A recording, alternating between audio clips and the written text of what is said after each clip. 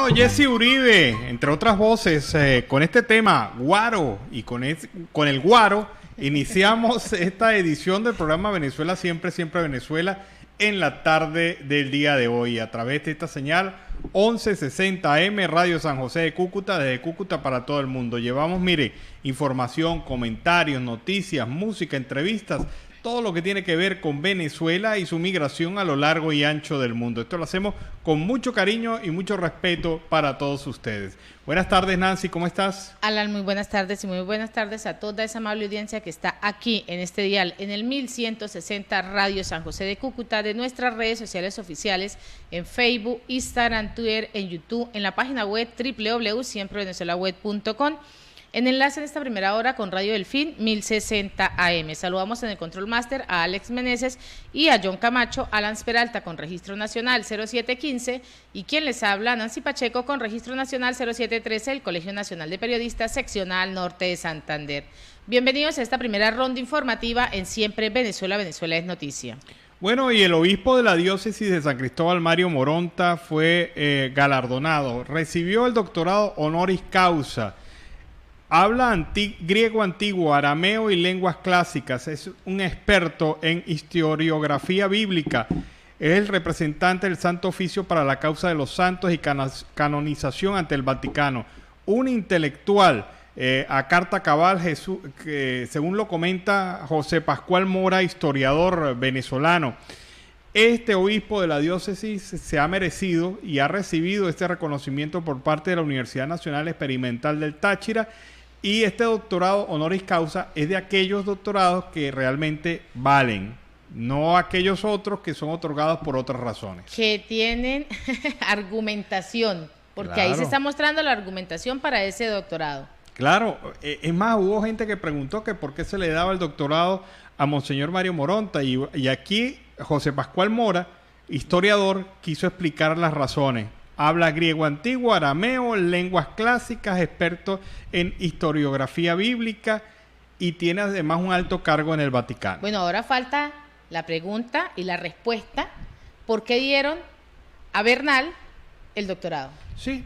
Ahí está. Debe ser que tiene algún currículum similar a este o mejor que este. Vamos a esperar a ver qué dicen y qué afirman sobre este tema. Y en otro orden informativo, inició el plan de seguridad de carnavales en Baruta 2022 con el fin de custodiar a los vecinos y visitantes del municipio Baruta en el estado Miranda. Los funcionarios de Poli Baruta estarán vigilantes en los 19 cuadrantes del perímetro municipal. Adicionalmente contarán con 40 unidades radiopatrullas, 60 unidades motociclistas y la unidad de remolque. El director de Seguridad Ciudadana de Baruta, Miguel Tanguir, aseguró: nuestro objetivo principal es garantizar la vigilancia y la prevención de los diferentes hechos delictivos en estas zonas residenciales, áreas recreativas y además de esparcimiento.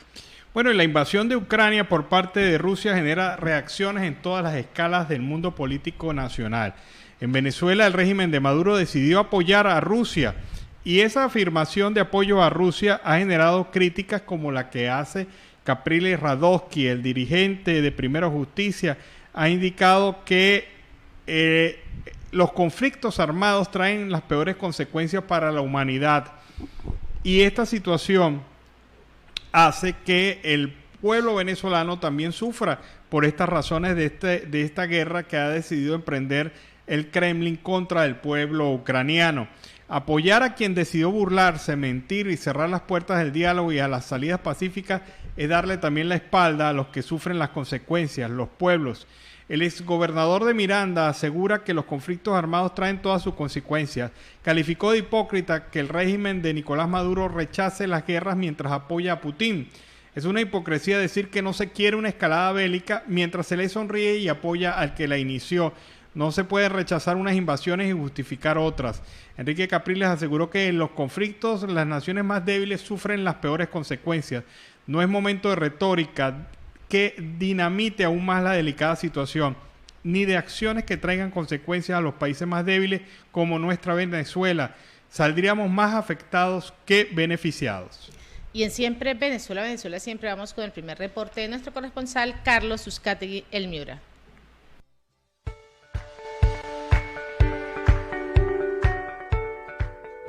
Saludos cordiales, una feliz tarde para todos desde el departamento de La Guajira. Barrancas, la tierra amable de Colombia. Carlos Ucategui, el Miura, la voz del Caribe colombiano, para el programa Siempre Venezuela, Venezuela Siempre. Saludos cordiales, Nancy Pacheco, Alan Peralta y ese gran equipo de producción. Bueno, hoy le tenemos a nuestro buen amigo, el sociólogo, comunicador, Josué Lugo, con su análisis semanal en la versión de migrantes y la diáspora. Josué, saludos cordiales, espero que estés bien. Queremos definir algunas estrategias para poder saber, conocer qué es lo que está sucediendo actualmente con nuestros venezolanos. Y son dos preguntas que te quiero hacer para que la englobes en tu función como sociólogo comunicador. Josué, ¿por qué hay tantos problemas con los venezolanos, con la diáspora actual? Y nuestra segunda pregunta sería, ¿qué se debe de hacer para manejar esta situación en mediano plazo? No a largo plazo, sino a mediano plazo. Bienvenido al programa Siempre Venezuela, Venezuela Siempre, Josué. Sí, buenas tardes a todos y especialmente a Alan Peralta, a Nancy Pacheco, Carlos Ucategui y gran abrazo a toda la audiencia y los radioescuchas de Radio Venezuela. Vamos a hablar sobre la situación de los venezolanos con respecto a la diáspora. ¿Qué está pasando con esto? ¿Por qué se causa esto? ¿Por qué está pasando esto en diferentes países? Yo quiero arrancar esbozando un concepto de Gramsci que él define qué es el Estado. El Estado es la administración de un grupo de personas que manejan la administración del poder por medio de la violencia. Esto es muy importante recordarlo, porque gracias al Estado en Venezuela, el Estado que se encargó de hacer todo lo que hizo, de ser el aborto de esos 70 años de democracia y de cambio y de cambio democrático republicano después de la dictadura de Pérez Jiménez, y sin hablar del Estado-Nación que ya había conformado Juan Vicente Gómez a principios del siglo pasado. Esta gente llegó para tergiversar el concepto del Estado. Lejos de eso, otorgando ciertas dádivas, lamentablemente llevaron y sumieron a la población a una dependencia gubernamental muy grotesca.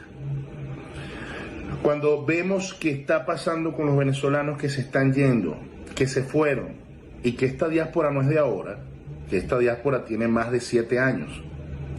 Recordemos, la primera oleada fue en el año 2014-2015, un año posterior a la muerte de Chávez, del expresidente Chávez. ¿Quiénes se fueron? Se fueron los profesionales, se fueron los profesores, se fueron personas técnicas que ya tenían ciertos conocimientos para poder afrontar un mercado laboral más fuerte o más competitivo y poder tener un rédito económico mejor. Luego de esto viene en la segunda oleada, que viene desde el año 16 hasta el 18-19, cuando empieza a irse ya las personas que se habían quedado en creer o pensando que podían cambiar el país, o podía cambiar el país, que eran las personas que lamentablemente eran funcionarios, trabajaban con ciertas compañías, tenían cierta carrera a nivel privado, o unos pequeños negocios, cualquier cosa. Estas personas que lamentablemente se fueron, llegaron a los países, se trataron de integrar y se integraron al final. Ahora la nueva oleada, que ha sido desde el 19 hasta el 21-22, hasta ahorita, con todo lo que vimos con México, con todo lo que vimos con el sur y con todo lo que hemos visto hasta ahora, ¿qué es lo que se está yendo ahorita, desde el 19 hasta los días actuales? Hasta los días actuales se está yendo las personas que lamentablemente vivieron todos los 22 años de este gobierno de izquierda carnívora, y que eran los que más dependían del Estado. ¿Quiénes eran los que más dependían del Estado? El que estaba que era funcionario público bajo, que era obrero, que era empleado, que recibía la caja, recibía ciertas ayudas con las madres del barrio, con la misión Robinson, con una cantidad de cosas que ya todos nosotros los venezolanos conocemos. ¿Por qué hay tanta resistencia con este tipo de personas que se han ido a otros países o que se han venido a los Estados Unidos? Y que los sistemas tienen que entender que tú debes hacer una simbiosis con el sistema y entender que el sistema es el alfa y que tú debes, como migrante, adaptarte a ese sistema. Lamentablemente estamos dándonos cuenta que muchas personas no se adaptan al sistema, pero es porque son esas personas que lamentablemente no tuvieron una educación, que siempre estuvieron muy pegados con el Estado, que fueron muy dependientes en todos los aspectos, que les regalaron una casa, que les regalaron una moto, una cantidad de cosas, y que llegan a estos países o a los Estados Unidos o llegan al sur y se encuentran con una realidad distinta.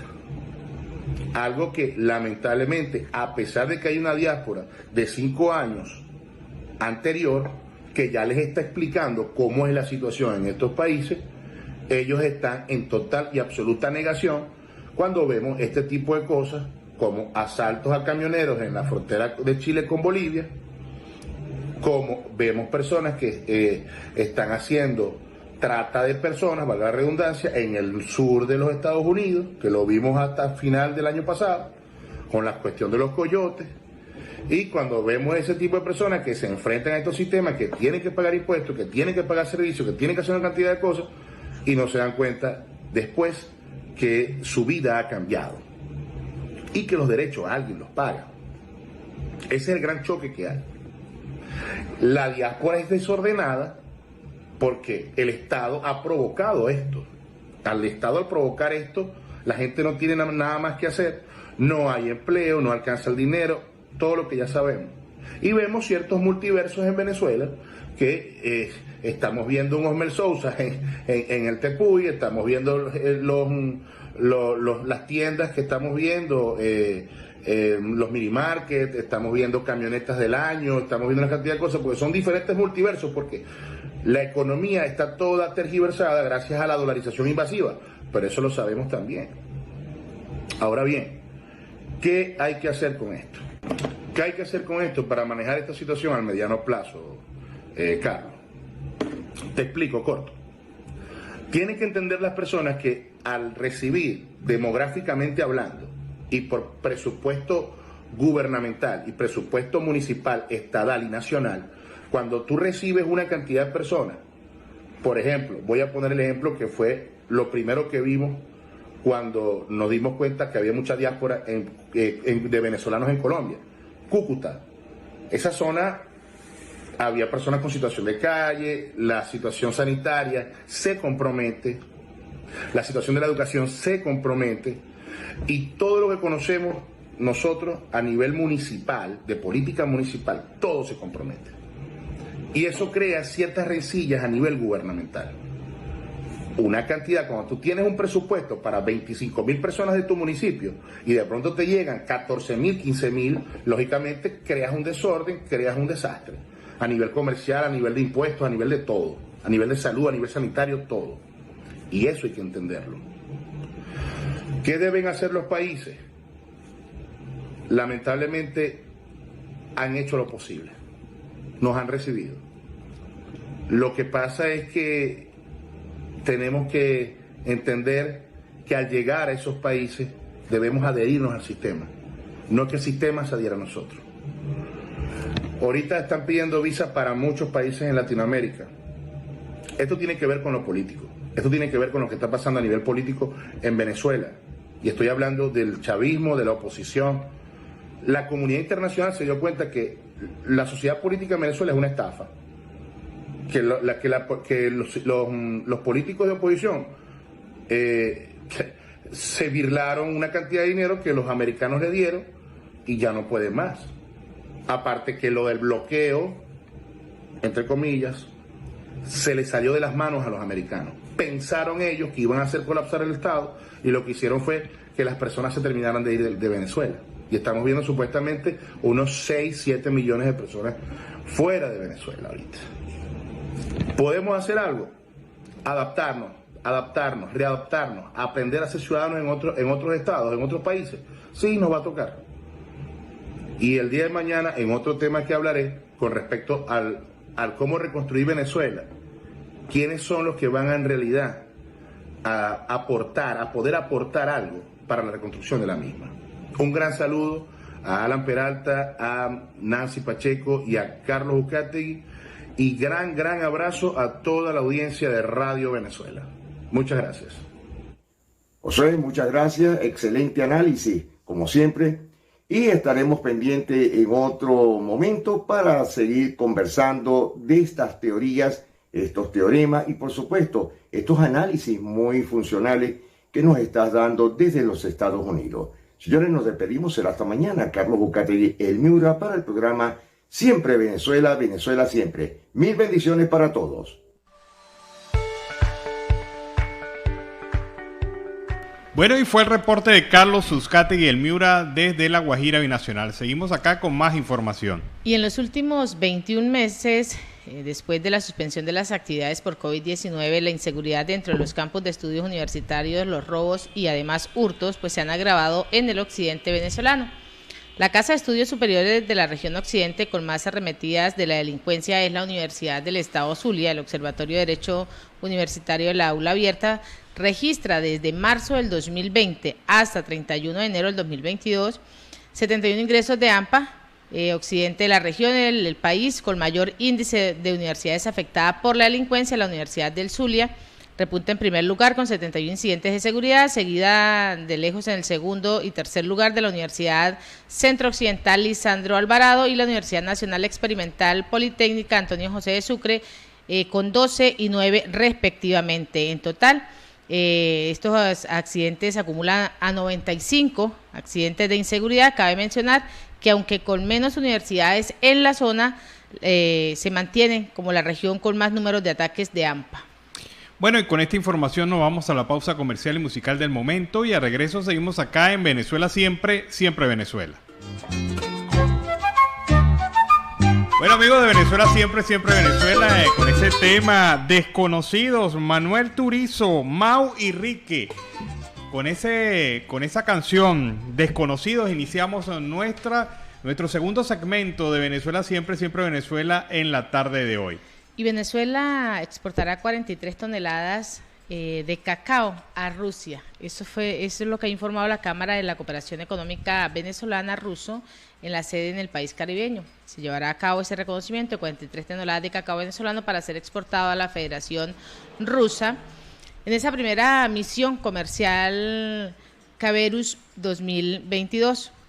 Venezuela mantiene esas relaciones estrechas con Rusia desde la gestión del fallecido presidente Hugo Chávez y ha manifestado su apoyo al gobierno del mandatario ruso Vladimir Putin ante la crisis generada en Ucrania tras la operación militar anunciada por Moscú la pasada madrugada. Yo creo que con las sanciones económicas que le están imponiendo a Rusia, difícilmente ese cacao llegue hasta allá. Lamentablemente. No es tan probable esa exportación. Lo que sí se sabe es que durante el año 2021 se realizaron 6.560 protestas en Venezuela. Derechos económicos, sociales y culturales fueron la causa de la mayoría de estas protestas. Los venezolanos siguen padeciendo las consecuencias del saqueo de la nación por parte del régimen de facto. La represión y la criminalización de la dictadura se vio en aumento en contra de los manifestantes, disminuyendo las protestas. Los venezolanos se han enfocado mucho en buscar alimentos y su calidad de vida ha disminuido durante los últimos 10 años. En promedio, todos los días en Venezuela, durante el 2021, se realizaron 18 manifestaciones diarias, representando una disminución del 32% con respecto al 2020.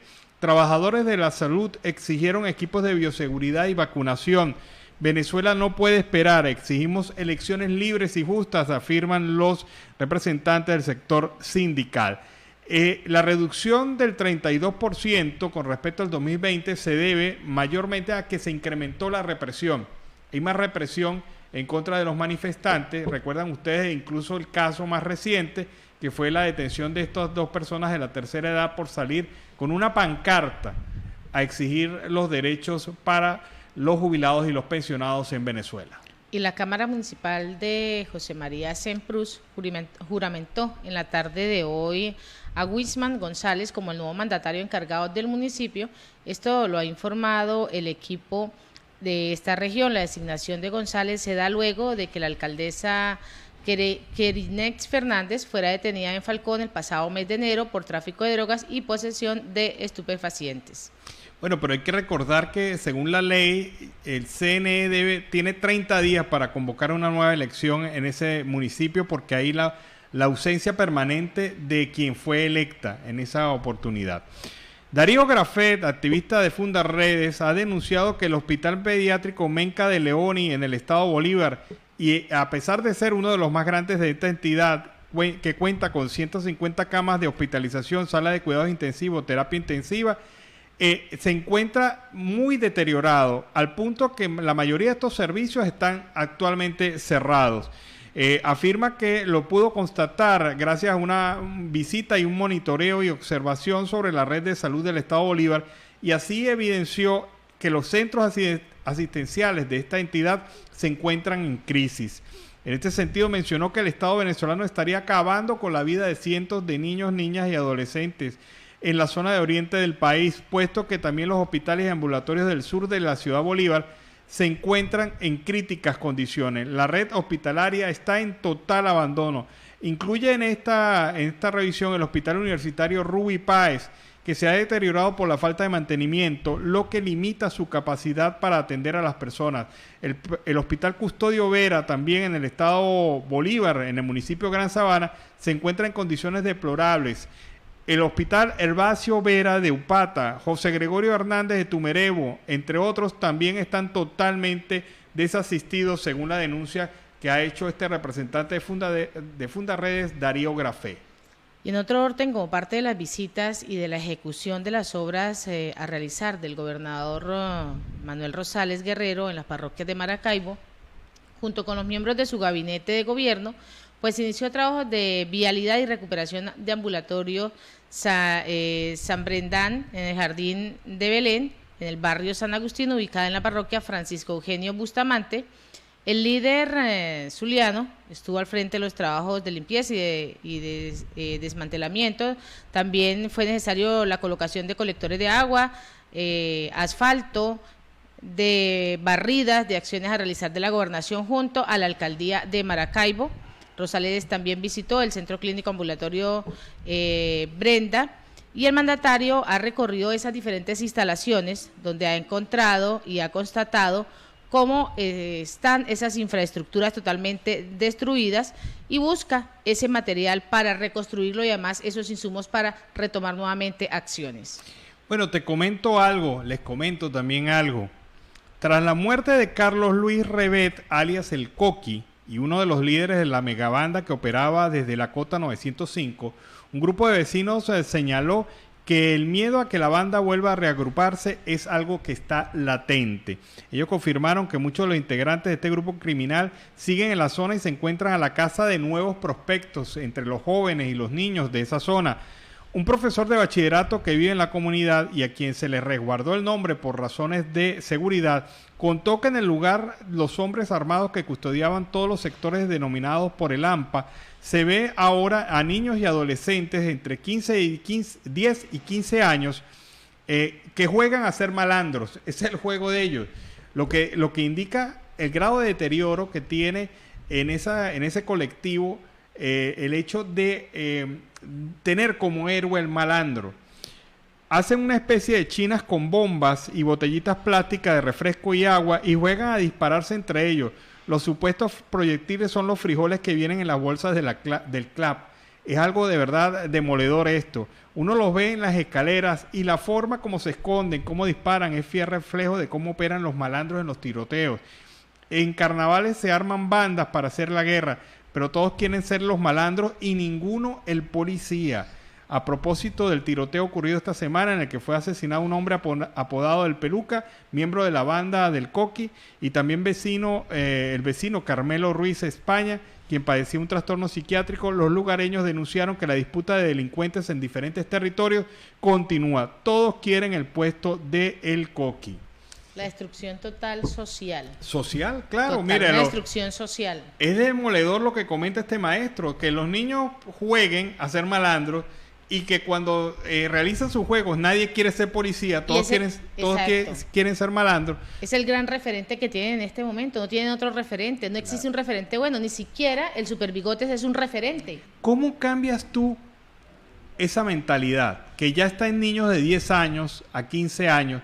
Una mentalidad donde se han acostumbrado a la violencia y donde para ellos la violencia es algo común y es un justificativo para ascenso social. Ese tejido social que está destruido es culpa directamente de este gobierno de facto. Claro, que alentó a las bandas armadas como supuestos negociadores de paz cuando ellos lo que sabían era robar, malandrear en cada una de las zonas en donde se desarrollaron.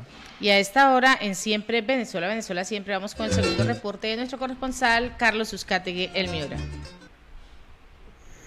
Saludos cordiales, una feliz tarde para todos. Desde Barranca, la tierra amable de Colombia, medio a medio de La Guajira. Carlos Uzcategui, El Miura, la voz del Caribe colombiano, para el programa Siempre Venezuela, Venezuela Siempre. Saludos cordiales a mis buenos amigos de siempre, Alan Peralta, Nancy Pacheco y ese gran equipo de producción, con las noticias que están impactando a esta hora. Región Caribe, Malambo disfruta de su renovado Megaparque del Sur.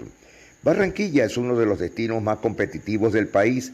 La capital del Atlántico se ubicó entre los 5 primeros lugares en el índice de competitividad turística regional de Colombia. Costa Atlántica lidera en la venta de vivienda la reactivación tras el impacto de la pandemia.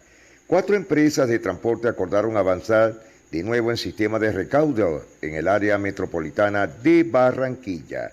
Condenan a 32 meses de casa por cárcel a conductor de Martín Elías. El presidente Iván Duque Márquez, padres podrían perder patria potestad de hijos menores por castigo físico. Ascienden a 23 el número de disidentes muertos en operativo del Arauca. Carlos vive, mi relación con Barranquilla es demasiado fuerte y profunda.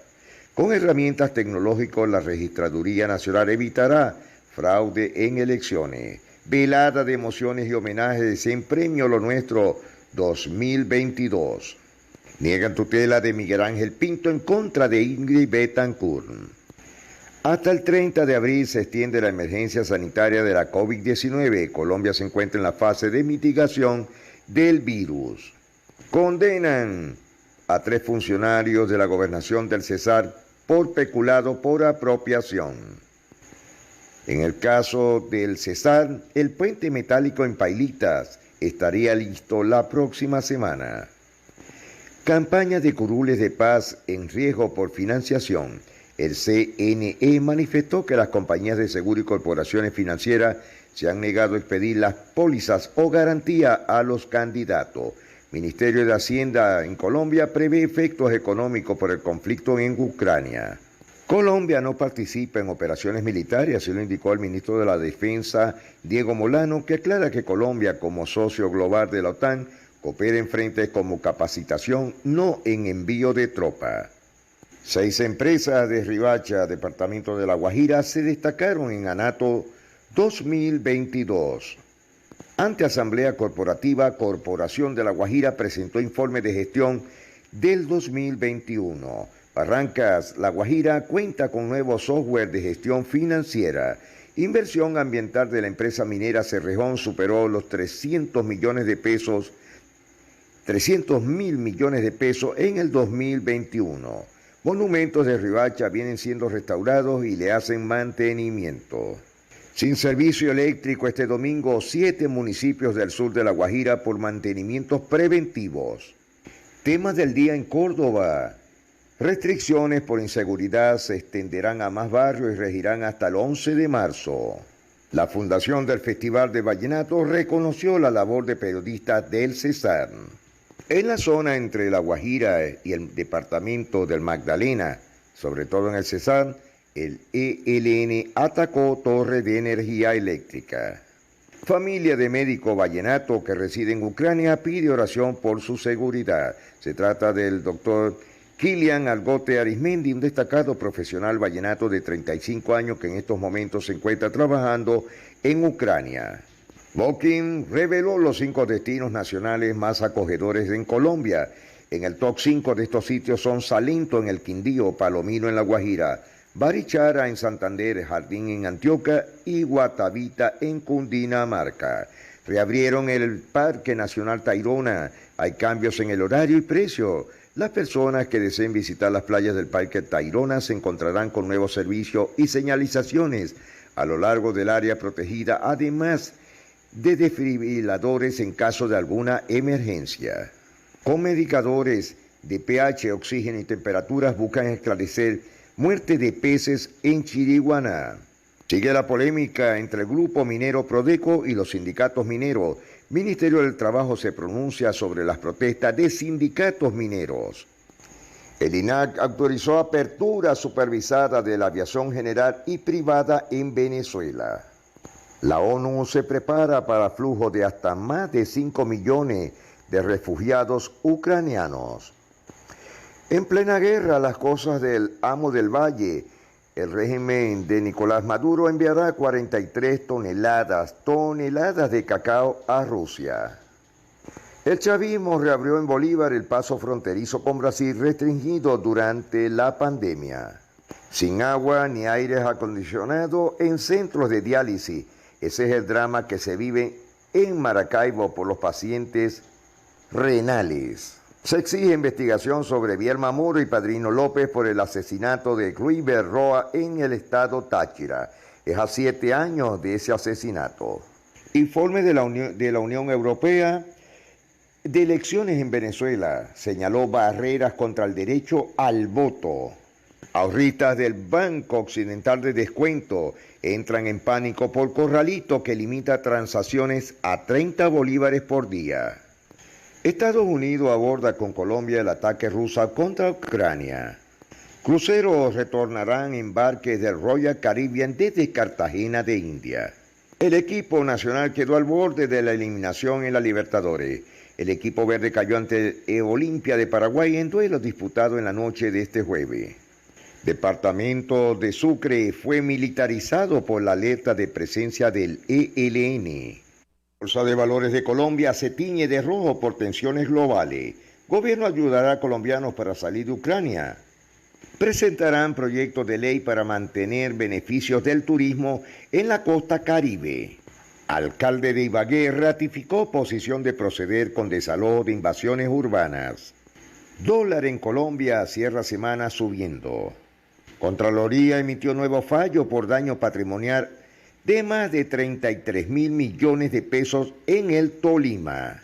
Miguel Uribe se va contra Gustavo Petro en las elecciones 2022 y sus más queridos alfiles del pacto histórico. Arranca la programación del Festival Nacional de la Música Colombiana. Miembros del ELN ingresaron al municipio de Sucre. 15 miembros del Clan del Golfe capturados en Montería. En el Caribe, en el Cesar, Valledupar, todavía seguirán con tapabocas por vacunación lenta contra el COVID-19. Paro de comerciantes en Barranquilla para protestar contra la extorsión. Invías habilita una vía alterna en el Cesar tras la destrucción del puente de Pailita. Preparan el 9º Congreso Científico Internacional de la Facultad de Medicina de la Universidad del Zulia.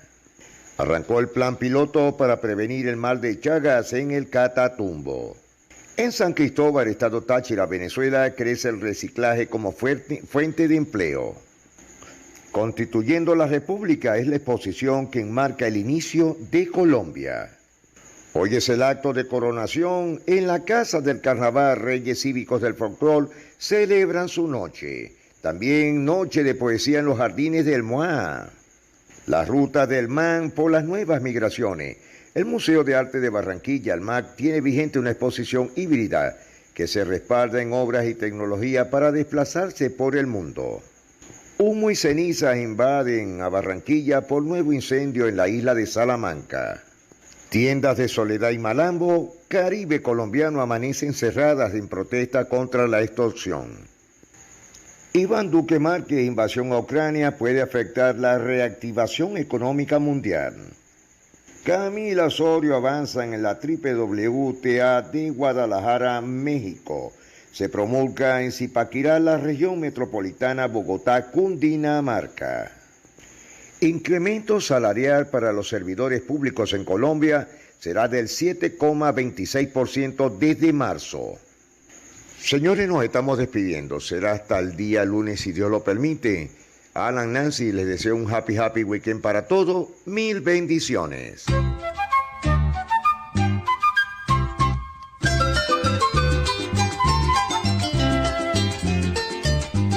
Fue el reporte de Carlos Uzcategui, el Miura, desde La Guajira binacional. Hoy es viernes y todo se traba. Sí. Bueno, queremos enviar un saludo a toda esa amable sintonía que está ahí a través del dial y a través de nuestras redes sociales. Saludamos a Carlos Enrique Albarracín. Saludo, un feliz fin de semana. Gracias por estar siempre en sintonía de Siempre Venezuela. Venezuela siempre es noticia. Bueno, la red de especialistas y voluntarios que viene observando y ayudando a organizar el fenómeno de la migración venezolana creará en muy corto plazo la Red Global de la Diáspora Venezuela. Esto lo informó el sociólogo Tomás Páez Bravo, vocero de la Voz de la Diáspora, durante un evento que se le realizó en la tercera plenaria de la Comisión Académica de España de la Academia Nacional de Ingeniería y el Hábito de Venezuela, que se reúne en Madrid. Señala el sociólogo Tomás Páez que esta actividad va a permitir la recopilación y también el mejor manejo de los datos de las cifras de migrantes venezolanos que ya superan los 7 millones en el mundo, la misma cantidad de habitantes que tenía Venezuela en el año 1960. De allí que aboga a desarrollar políticas públicas que permitan manejar esta realidad, pues con esa misma cantidad de personas hace 60 años Venezuela era un país con plenas capacidades productivas. Todo ello representa una nueva geografía nacional. Páez ubica a los venezolanos residiendo en aproximadamente unas 40 ciudades del mundo, en su mayoría en rangos de edad entre 18 y 45 años, es decir, en plena productividad laboral. El sociólogo también calcula que hay cerca de 1.000 organizaciones de la diáspora que mantienen la cohesión con los connacionales. De ellas, 650 están identificadas. El proyecto Red Global Diáspora Venezuela será coordinado por Páez, junto con organizaciones que se encuentran ya trabajando instaladas en los Estados Unidos y otros países que abren posibilidades de acceso a recursos financieros provistos por organismos multilaterales. Vamos a la pausa comercial y musical, ya regresamos, pero queremos agradecer a Radio Delfín 1060M en el Control Master a John Camacho y a nuestro corresponsal Carlos Uzcategui, el Miura. Bueno, en Venezuela se sueña. Este tema de mulato nos permite iniciar así la segunda hora del programa Venezuela Siempre, Siempre Venezuela en la tarde de hoy, llevándoles información, comentarios, noticias de la migración venezolana y Venezuela en el mundo. Hemos tenido la oportunidad de saludar en este momento a la emisora 91.5 FM Aruba Estéreo, que se incorpora a nuestra plataforma comunicacional. Y Gustavo Tarre advirtió en la OEA sobre la expansión de Rusia en Venezuela y se solidarizó con Ucrania. El embajador de Venezuela ante la Organización de Estados Americanos, OEA, Gustavo Tarre Briceño, advirtió hoy que el organismo internacional debe prepararse para la expansión militar rusa en Venezuela y en América Latina. Durante su intervención en el Consejo de la OEA sobre la invasión de Rusia a Ucrania, Tarre señaló que en la nación sudamericana se han visto no solo los contratistas rusos y mercenarios de ese país, sino también de soldados de fuerzas especiales que han estado involucrados en el entrenamiento militar y la explotación de las reservas al sur del Orinoco.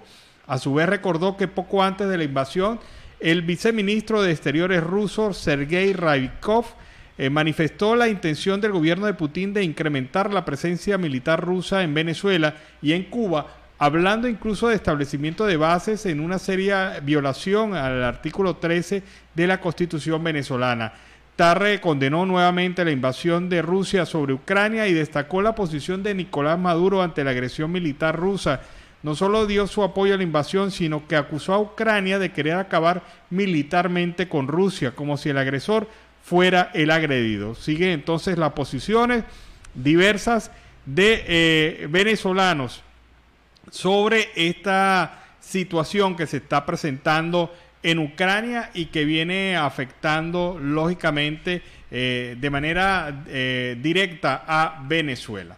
También en otro orden de ideas, en otro aparte informativo, debemos señalarle que el Comité de Postulaciones Judiciales entregará la lista para definir los miembros del Tribunal Supremo de Justicia.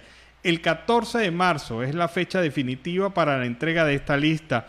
El presidente del Comité de Postulaciones, Giuseppe Alessandrello, anunció que el próximo 14 de marzo se entregará la lista para definir los cargos de magistrados del Tribunal Supremo de Justicia, inspector general de tribunales y directores de la Escuela Nacional de Magistratura. Afirma que se recibieron 533 postulaciones. Las mismas dan inicio al proceso de impugnación. El día de hoy se recibió la primera de las impugnaciones, especificó el diputado. El parlamentario asambleísta señaló que ha sido un trabajo transparente, el cual adelanta el comité que él preside. En el transcurso del día de ayer y hoy fue publicada la lista como lo ordena la ley de postulaciones que se recibieron, las cuales se avecinaban que iban a batir récord en lo histórico de esta Asamblea Nacional. Alessandrello detalló que continúan avanzando en la evaluación de cada uno de las postulaciones. En este sentido, indicó que el pasado martes se inició la fase de entrevistas y por lo tanto se han registrado un total de entrevistados de 237 ciudadanos. Las entrevistas buscan profundizar en el análisis y la identificación de las cualidades de la experiencia, del conocimiento en torno a la problemática del sistema judicial venezolano, según explicó. El presidente de la Asamblea Nacional, por su parte, Jorge Rodríguez, resaltó la participación masiva de los ciudadanos, quienes consideraron que pueden ser los representantes del TSJ 2224. Yo quiero felicitar a todos los integrantes del Comité de Postulaciones Judiciales, a todos los diputados y también a los representantes del pueblo de Venezuela, afirmó el presidente de la Asamblea Nacional. Y también en materia informativa debemos indicarles que el gobierno trinitario pues señaló de manera directa hoy que van a profundizar las investigaciones relacionadas a la situación del caso de la muerte del niño venezolano por parte de unos funcionarios de la Guardia Costera de este país. El gobierno trinitario debe asegurar la integridad física y el estatus de refugiada de Darielvis Saravia, cuyo hijo de 16 meses de edad, Yaelvis Santoyo Saravia, murió al ser impactado en la cabeza por un disparo presumiblemente efectuado por funcionarios de la Guardia Costera el pasado 5 de febrero. Esta es la posición del comisionado de la Organización de Estados Americanos, la OEA, para Asuntos Migratorios de Venezuela, David Smolansky. El exalcalde, actualmente residenciado en los Estados Unidos, exigió al Ministerio Público de la isla una investigación profunda sobre lo ocurrido en aguas territoriales y limítrofes con Venezuela. En esta línea rechazó la deportación de 35 venezolanos que iban en el mismo peñero con Yaelvis y su mamá. Esos son los testigos, vieron todo lo que pasó y ahora están en Venezuela. Eso es muy grave. El uso del poder armado del guardacosta contra la lancha civil ha sido rechazado por organizaciones de derechos humanos de Venezuela y el Caribe. El diario trinitario The Guardian reveló que los miembros de este cuerpo rigen su accionar por un protocolo conocido como normas de enganche, en la que se prevé la utilización de las armas como último recurso. Pero esa no era la situación planteada. Según el especialista del derecho marítimo, Francisco Villarreal, el uso excesivo de la fuerza es evidente en este caso. Destacó que el propio reporte divulgado por el gobierno trinitario no señala en ningún momento que los inmigrantes venezolanos tuviesen armas en la embarcación. No tenían la forma de defenderse contra esa agresión ni cómo evadirse, dijo. Sin embargo, Smolansky advirtió que este incidente no perturbará las relaciones entre el régimen de Maduro y el gobierno de Keith Robley, su principal aliado en el Caribe. En el trasfondo, dijo, prevalecen intereses económicos, políticos y sociales asociados a la explotación de gas en las aguas compartidas. Este sería el motivo por el cual este señor Robley tendría ese interés absoluto en mantener el caso de este caso totalmente bajo perfil.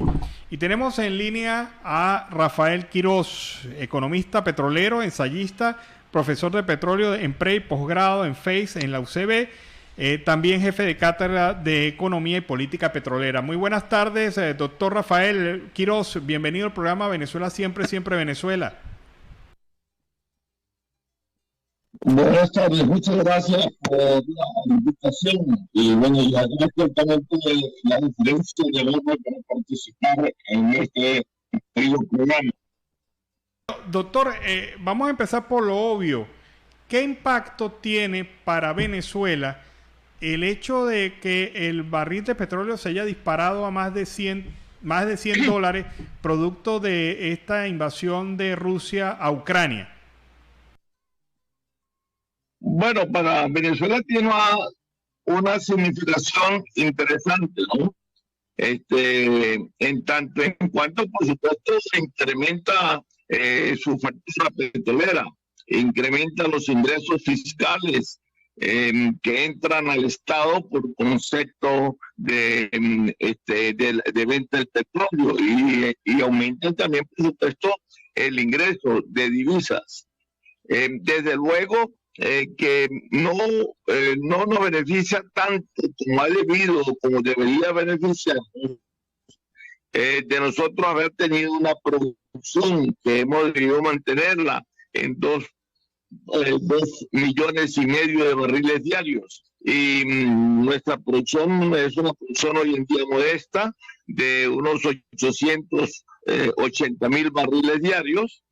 Y aún así, bueno, de esos 880,000 barriles se están exportando entre 700 y 730,000 barriles diarios. Entonces, desde luego que se beneficia, pero no nos beneficiamos tanto como hemos debido de beneficiarnos si hubiésemos permitido la caída de la producción petrolera muy destacadamente en los últimos 6 años. Explíqueme algo. ¿Hasta qué punto es la dependencia de Venezuela de insumos para el sector petrolero provenientes de Rusia? ¿Esa dependencia es real? ¿Existe? Porque he visto algunos análisis donde explican que esa situación también pudiera afectarnos por otra vía, nos pudiera beneficiar, pero también nos pudiera afectar, ya que Rusia no nos seguiría proveyendo por las sanciones que vienen de los insumos para el sector petrolero. Bueno, algunos insumos, no total, ¿no?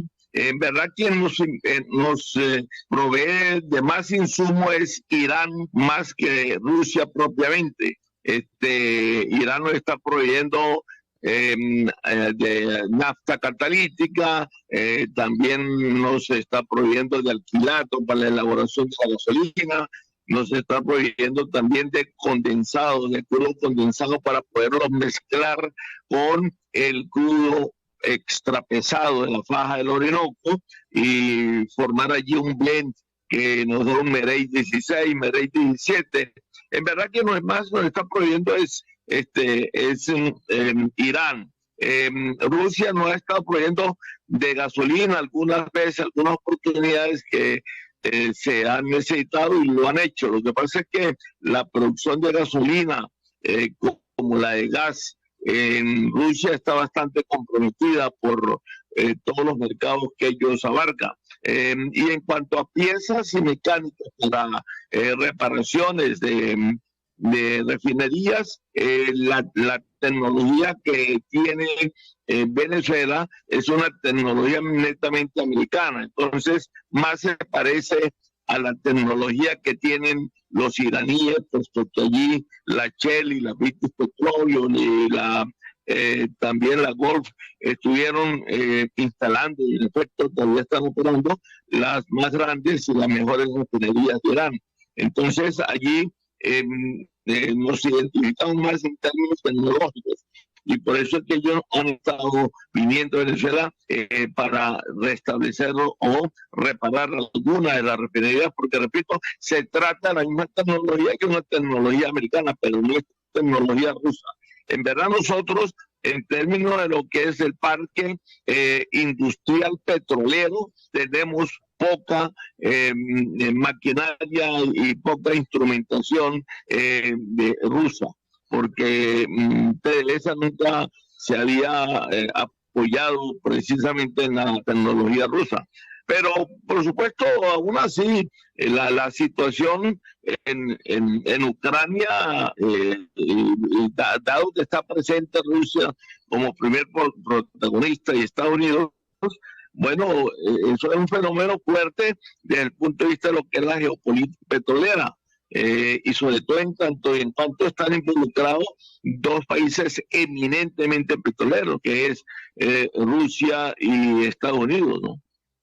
Ahora, usted toca un tema interesante, el tema de la geopolítica petrolera. Esta alianza que Venezuela tiene con Rusia y que ratifica a cada rato Nicolás Maduro, ¿nos puede afectar aún más?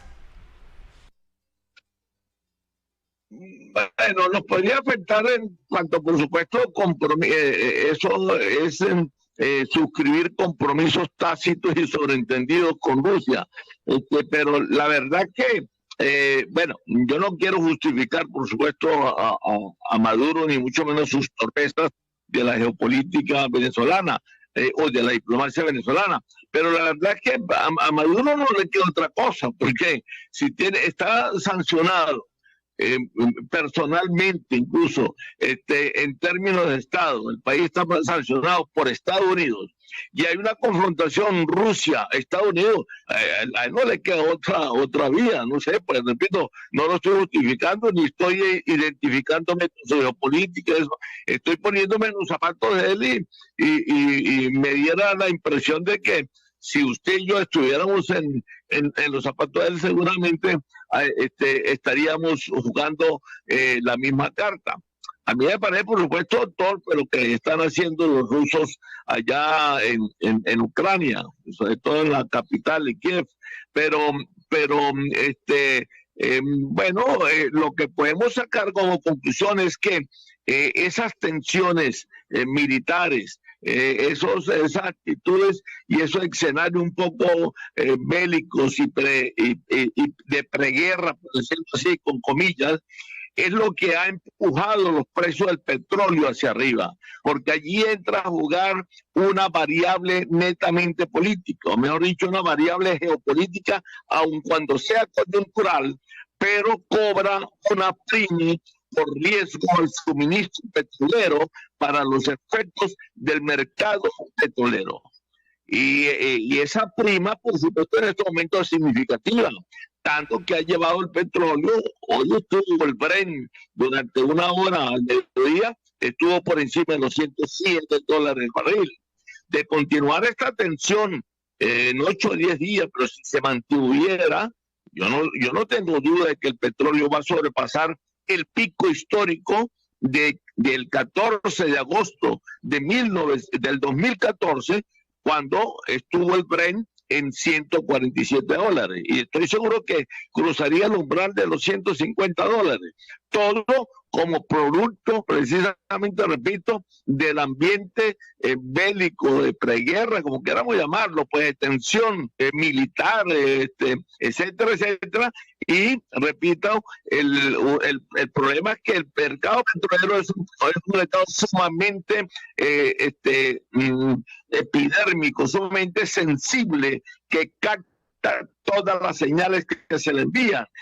Y entonces, bueno, este ambiente, desde luego, repito, cobra lo que en economía petrolera llamamos una prima por riesgo al suministro de petróleo.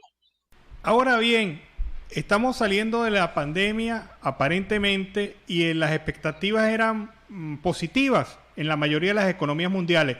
¿Se debe descartar este escenario definitivamente de recuperación económica? No, para nada debe descartarse. La mayoría de las agencias internacionales especializadas en la materia económica y sobre todo en la parte que abarca mucho el elemento o el tema petrolero, dan como pronósticos desde el último trimestre del año pasado y así lo han reafirmado en algunos boletines de informes parciales que han emitido, de que sigue habiendo expectativas en la recuperación de la economía mundial. Eso quiere decir que está garantizado el incremento del consumo petrolero. Y si está garantizado el incremento del consumo petrolero, está garantizada a su vez también, porque es consecuencia del anterior, el factor de lo que llamamos demanda petrolera. Y mientras que se mantenga esa expectativa de incremento de la demanda petrolera en forma permanente, cuando no sea acelerada como otros tiempos, pero sí en aumento, bueno, por supuesto, entonces va a haber expectativas por la producción, por el aumento de la producción petrolera para poder entonces suplir esa demanda, es decir, a través de un incremento de la oferta petrolera. Y esto, por supuesto, es ventajoso no solamente para la industria petrolera, en tanto en cuanto seguirá creciendo en términos de producción, sino también para la economía mundial, porque economía y petróleo es un binomio que van, por decirlo así, agarrado de la mano. Economía, petróleo, petróleo, economía. No habrá crecimiento económico en ningún país del mundo, y mucho menos en el mundo generalizado, ni habrá tampoco desarrollo económico si no está el petróleo presente como alimento vital para el mundo industrializado. Bueno, muchas gracias, doctor Rafael Quiroz. Hemos conversado con este economista, petrolero, ensayista y profesor de la Universidad Central de Venezuela. Muchas gracias, doctor. Gracias a ustedes por la llamada, muy amable de su parte, y bueno, aquí está, seguimos a la orden.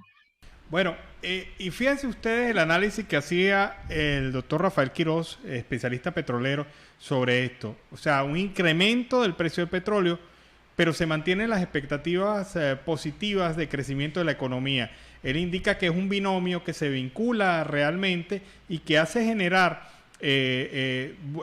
un buen movimiento económico mundial, a pesar de esta dependencia que se va a incrementar seguramente del petróleo durante los próximos días. Con esta información, con esta entrevista, nos vamos a la pausa comercial y musical del momento, y al regreso seguimos acá en Venezuela Siempre, Siempre Venezuela. Siempre Deportes, en Siempre Venezuela, con Luis Eduardo El Toto Mora. Cordial saludo con las muy buenas tardes para todos los que ya están con nosotros acá en el remate de este día viernes en nuestra sesión de Siempre Deportes, Siempre Venezuela, Venezuela Siempre. ¿Cómo han estado, don Alan? Me place estar por acá como siempre con todo el resumen, el contexto del deporte en general, del deporte venezolano. Oh, excelente, muy bien, esperando las informaciones. Bueno, preste atenta nota con todas las informaciones y al final hacemos, como dicen en la universidad, el quiz. Para ver las preguntas. Bueno, arranco en este viernes 25, porque ya prácticamente la próxima semana arrancaremos el tercer mes del año de este 2022. Y voy a regalarle una frase, ¿no? Y como dijo alguien, si le cae agüita, pues una de dos. Aprovecha, se limpia la cara, o dos, se la seca porque no hay otra cosa que hacer. Abro comillas, y es vivir la vida. Hay que saberla vivir. A un amigo le pasó esto, la tomó como Celia y se la pasa de carnaval en carnaval. Tampoco está allá. Abro comillas, luchar para vivir la vida, para sufrirla y para gozarla. La vida es maravillosa si no se le tiene miedo. Cierro comillas, esta frase de alguien parecido a mí, ¿no? En el swing, Charlie Chaplin. Ajá, sí señor, novelista y escritor británico. Hoy vamos a hablar del tema del béisbol, que siguen los movimientos, ¿no? Para lo que va a ser la temporada del 2022-2023 en la Liga Venezolana Profesional de Béisbol. Hablaremos también del tema del baloncesto, porque a esta hora se inicia la segunda ventana dentro del marco de América, en el continente, todo lo que tiene que ver para la clasificación de lo que será el Mundial del 2023, que va a tener a Indonesia, que va a tener a Japón y que va a contar además con lo que va a ser el otro país anfitrión en el tema del baloncesto, exactamente Filipinas. Estos serán los tres países que organizarán en el 2023 el tema de la Copa Mundo, así como va a Qatar el 2022, en el baloncesto el 2023 va a tener la fiesta de la número 7. Y hablaremos de algo que normalmente a veces no se le hace mucha difusión, del Karate Ki, ¿sí? O el Karate Do que llaman, porque hay venezolanos clasificados para competencias internacionales y aprovecharon lo que hace una semana preguntábamos en torno a lo que significan los Juegos Deportivos Nacionales del 2022. Arrancamos con movimientos del tema béisbol, la pelota caliente, que quizás es uno de los deportes de mayor aceptación y de mayores seguidores en la República de Venezuela. Los trueques van, los trueques vienen, no hay mucho movimiento, digamos, de dinero, pero sí transferencias de unos y otros. Hablamos del jardinero Romer Cuadrado, que usted debe saber, lógicamente, como seguidor de los Leones del Caracas. Una nueva transacción, no lo van a tener en cuenta para esta temporada y lo han enviado a los Navegantes de Magallanes. Romer Cuadrado expresó a los medios de comunicación, típico de todo deportista, que lo tomó por sorpresa, pero que va a tomar esta nueva alternativa con los Navegantes para demostrar todo su potencial, como el reto de su alto porcentaje en lo que es la participación. Recordemos que es su segundo equipo porque viene precisamente las inferiores en las ligas de los Estados Unidos. Romer nació en Maturín y hoy cuenta con 24 años de edad. Y hablamos de otras cosas que se mueven, es el tema de los técnicos, de los managers, ¿no? Así como va y viene el jardinero, como viene las diferentes posiciones en el béisbol. Hablando de cada uno de los jugadores, Carlos Mendoza ha sido ratificado como el manager de los Cardenales de Lara. No le fue, digamos, estuvo a un partido de clasificar, pero después del primero todos son perdedores. Y en el tema del deporte se aplica, y sobre todo en el tema del béisbol. Así que después de lo que ha significado la anterior temporada, Mendoza, de 41 años, tiene 12 años trabajando siempre como antecedente, y quizás que lo respalda es su trabajo en el equipo de los Yankees de Nueva York, en todo lo que es los busca o caza talentos. Así que ha sido ratificado para seguir como manager de los Cardenales de Lara. Y otro que se ratifica o que llega es Omar López, que regresa como manager de los Caribes de Anzoátegui. La tribu lo ha ratificado después de 4 temporadas donde no apareció, borrado en el contexto, pero tiene una nueva alternativa, el estratega de 45 años de edad, que viene también a tratar de cambiarle la cara al conjunto del equipo de Caribes de Anzoátegui. Hablo de baloncesto, de la número 7. Me fascina el tema del baloncesto porque entre hoy y mañana y parte del domingo también se va a desarrollar la tercera y cuarta fecha o tercera y cuarta jornada de lo que tiene que ver con las famosas ventanas que se juegan en el continente americano.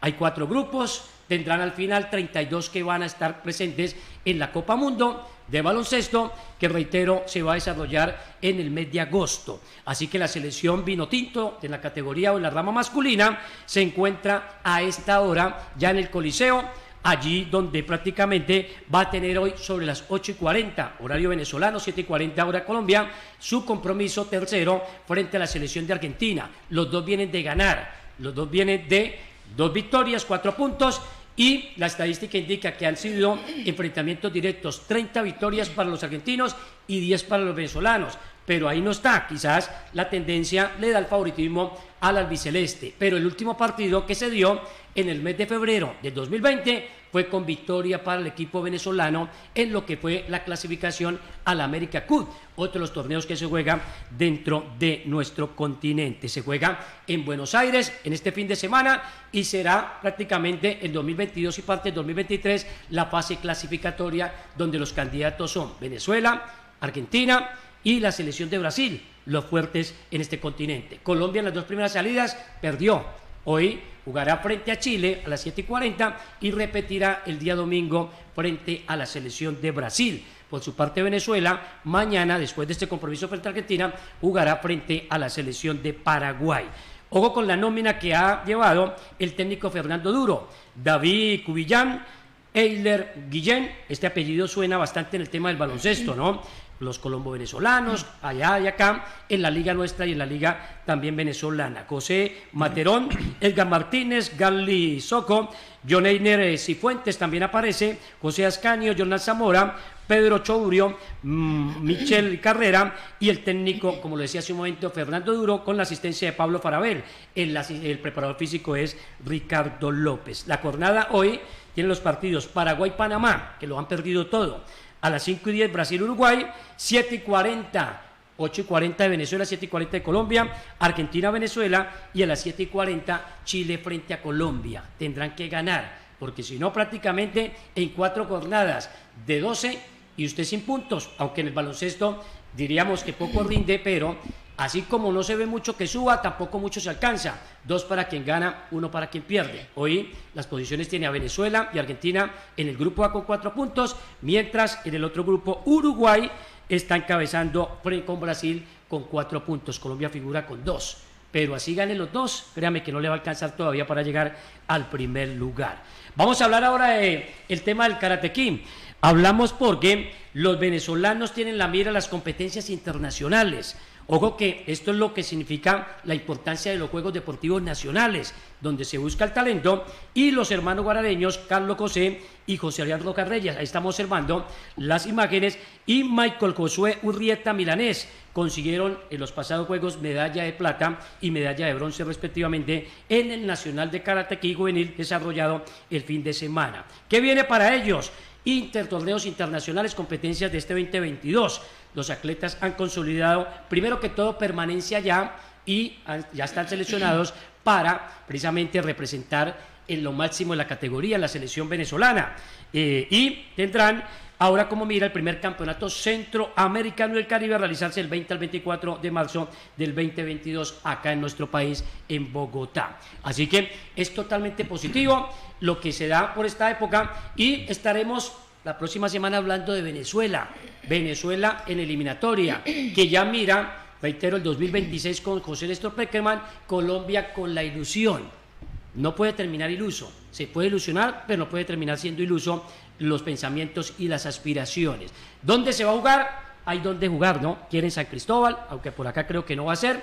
Dicen que Puerto La Cruz podría ser, y las sedes definitivamente se va al Estadio Universitario Central de Venezuela, en la capital de la República. De todos modos, será un buen partido, y donde vaya, pues habrá acompañamiento a ver. Pero primero, en el tema de Colombia tendrá Bolivia, y después Venezuela, que se juega siempre un partido totalmente diferente y que le cuesta a Colombia siempre cuando se enfrenta a los venezolanos. Y no me canso de decir, hay potencial, y con la llegada de Peckerman, créame que estoy más convencido que nunca que hay el material, hay el recurso, y sería Venezuela volver un sueño en el 2026 en la Copa del Mundo que va a tener a Canadá, a México y a los Estados Unidos en algo de una realidad, así como Colombia lo hizo por primera vez en 1962, allí en el Mundial que se realizó en el país austral, hablo de la República de Chile. Ahora sí, les pregunto, preguntas cortas para respuestas cortas. Bueno, la preocupación que hay de varios deportistas latinoamericanos que se encuentran actualmente en Ucrania. Sí, señor. Futbolistas incluso que ven cómo sus familias están en Ucrania y ellos están en otra región del mundo y ven cómo sus familias están sufriendo esta circunstancia de guerra. Sí, señor. No podía ser la excepción, ¿no? Tanto para deportistas, para su familia, en el caso de un futbolista que aparece allí precisamente pidiendo soluciones y pidiendo ayuda. SOS, le pasa también a algunos futbolistas colombianos, le pasa a la gente que va a buscar oportunidades, pero créame que lo que ha sido sentar precedente la FIFA, la Conmebol, el tema del tenis, porque lo han hecho también, el tema ahora de sacar, ojo, porque Rusia iba a tener la posibilidad en San Petersburgo de contar con la final de la Champions League. Le han dicho, ya no, donde hay guerra no puede haber paz, y el fútbol se juega es con paz. Así que esperemos a alguien dijo reputin, vamos a ver qué va a pasar en los próximos días. Y el circuito de también, de correcto, la Fórmula 1, Fernando Alonso dijo, yo no, a esa no le voy.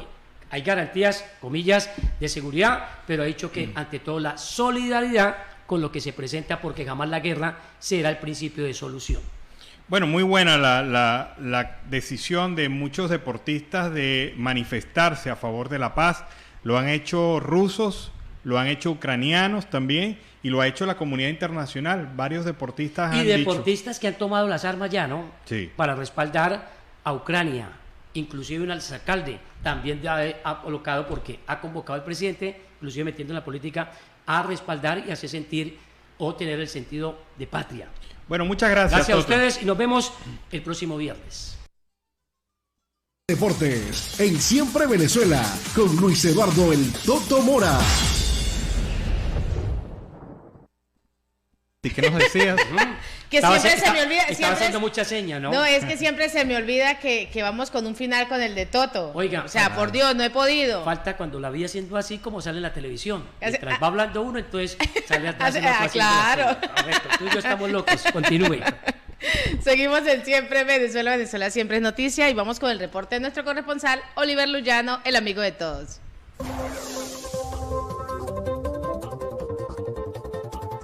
De Siempre Venezuela, desde esta zona de frontera, desde Arauca, reporta para ustedes el amigo de todos, Oliver Luyano, guariqueño y de Zaraza. Mis amigos, seguimos en este recorrido conociendo más historias de nuestros hermanos en esta zona de frontera, y en este momento estoy con un paisano de Calabozo, del estado Guárico. ¿Me dice su nombre? Ramiro Moreno. Ramiro, ¿hace cuánto tiempo que llegaste a Arauca? Ya aquí prácticamente tengo año y medio y me ha tocado guerrear y aquí estoy. ¿Por qué te viniste de Calabozo? Buscando la mejor situación, estabilidad laboral, qué cosa. Me comentabas, Ramiro, que alguien te tendió como una trampa, ¿no? Cuéntanos Sí, eso pasó hace mucho tiempo cuando yo estaba allá en Calabozo. Tomé la decisión real de salir al Calabozo, como una obsesión de salir. Llegó un carajo, un viajero, le comenté mi situación, la broma, llegó y me dijo, cónchale, yo le tengo la solución, vamos para que trabaje para mi finca, yo soy ganadero y eso, tengo finca, te pongo a trabajar los fines de semana, o todos los días con las canoas, allá en Cunavé, antes llega a Cunavicho, y también me puse a pensar, pero si prácticamente para trabajar con la canoa es solamente un día, con eso no voy a vivir. Pero de todas maneras vamos a echarle bola. Lo que el carajo llegó y me dijo que me fuera, en lo que llegó allá, el carajo prácticamente no era la persona que yo estaba esperando. No te salió con nada. Y eso fue la circunstancia que hizo que tú cruzaras a Arauca, ¿no? Bueno, referente a eso, cuando yo llegué allá al destino donde él me dijo, yo me puse prácticamente a elegir. Porque para Calabozo no iba a retornar por los momentos, hasta que tuviera algo estable, y eso es lo que quiero hacer. Salí en lo que llegué a San Fernando, después que ya había pasado ese traje, me puse a elegir entre Carreño y Arauca, y bueno, y aquí me encuentro en Arauca. ¿Cómo fueron tus inicios acá en Arauca? Bueno, no se crea, fue algo fuerte porque la cosa aquí en Colombia no es mantequilla. Aquí en Colombia la vaina hay que guerrearla en el sentido que uno tiene que pagar el arriendo, la comida, más que todo el consumo, ¿me entiendes? Y no es fácil, porque prácticamente lo que uno hace en el día es para consumo diario. ¿Qué oficios has hecho, Ramiro? Bueno, aquí prácticamente lo que se hace es reciclado, trabajado de ayudante de construcción, de vendedor, cualquier oficio se hace aquí, lo importante es trabajar. Me comentabas que los primeros meses fueron muy duros para ti, ¿no? Sí, por los primeros 4 o 5 meses recuerdo yo, cuando yo llegué aquí a Arauca, hermano, fue fuerte para mí porque yo salía en la calle con hambre, pedí un vaso de agua y me lo negaba, mano, que yo le decía, mano, regálame que sea algo, un poquito de agua en que sea de chorro. Lo que me decía, no, yo no regalo agua. Tenía que guerrear hasta que me fui ganando la confianza de aquí en la gente araucana, y gracias a Dios me han tendido la mano. ¿Hace cuánto tiempo que decidiste emprender con tu negocio, tu propio negocio? Ya yo he tenido varios inicios y eso, pero no es fácil, mano, no es fácil. Y tampoco es difícil. Yo prácticamente en Arauca, aquí, me he encontrado trabajando a las otras personas, pero las otras personas quieren aprovechar el trabajo de uno y no vale.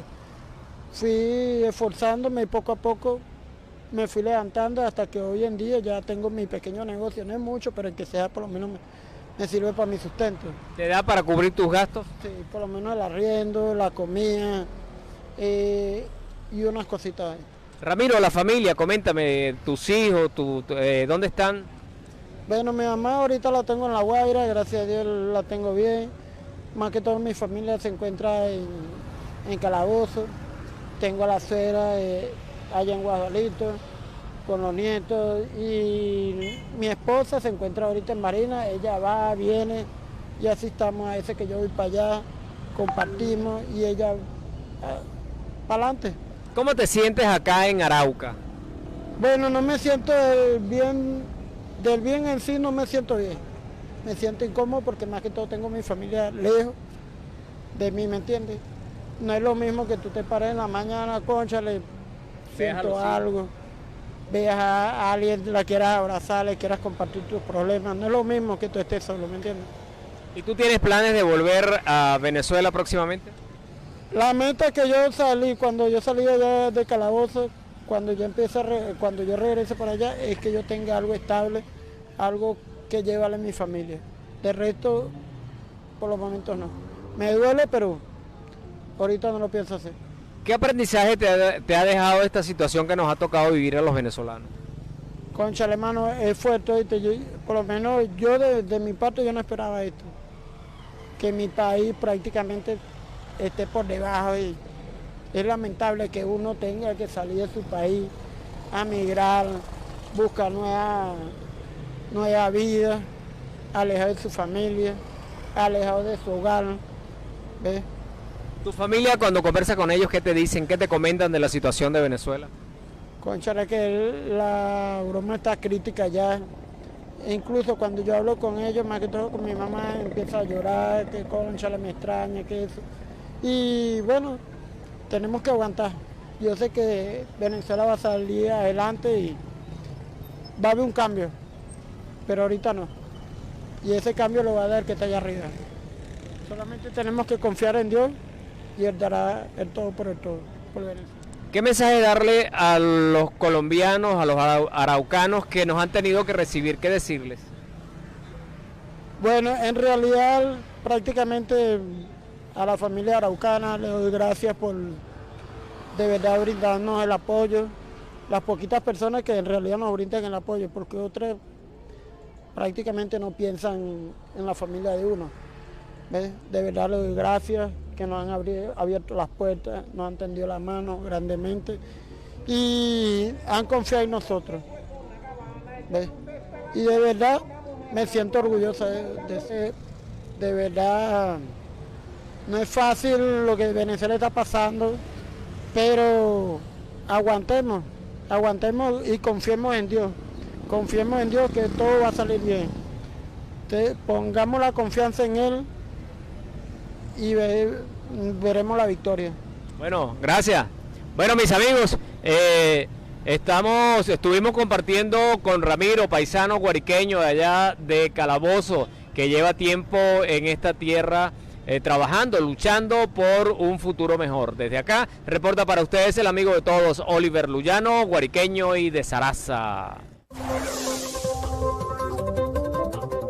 Bueno, y este fue el reporte de Oliver Luyano desde el Arauca Binacional. Con este reporte nos despedimos. Así hemos llegado al final de esta emisión de Siempre Venezuela. Venezuela siempre es noticia a través de este dial, el 1160 Radio San José de Cúcuta, de nuestras redes sociales oficiales y de la página web www.siemprevenezuelaweb.com, en enlace con Aruba Estéreo 91.5 FM.